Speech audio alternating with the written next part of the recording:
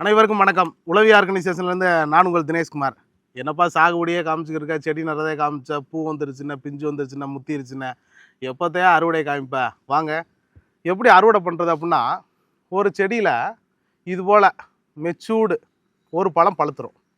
ஒரு பழம் பழுத்துட்டாலே இருக்கிற முத்தின மிளகை நாம் யோசிக்காமல் எடுத்துடலாம். இது போல் வந்து பெரிய சிக்கேச்சர் வச்சு தான் எடுக்கணுமான்னு இல்லை, நீங்கள் கையில் கூட இந்த காம்பை நீங்கள் கட் பண்ணி எடுக்கலாம். ஒரு செடிக்கு எவ்வளவு மிளகு நாம் வந்து அறுவடை எடுக்கிறோம், நாம் சொல்லியிருந்தோம் 2 கிலோ மிளகு ஒரு வருஷத்துக்கு ரொம்ப ஆவரேஜாக வந்து நம்ம வந்து எடுக்கலாம் அப்படின்னு நம்ம வந்து சொல்லியிருந்தோம். தொடர்ச்சியாக பூக்களும் பிரிகளும் வந்து வந்துக்கிட்டே இருக்கும் அப்படின்னு நம்ம வந்து சொல்லியிருந்தோம். இப்போ நீங்கள் பார்த்தீங்கன்னா தெரியும், ஒரு பக்கம் நாம் அறுவடை எடுத்துக்கிட்டு இருக்கோம், இன்னொரு பக்கம் பாருங்கள்,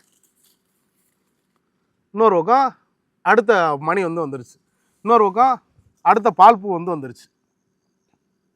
அப்போ தொடர் அறுவடைங்கிறது இப்படி தான் சாத்தியம்.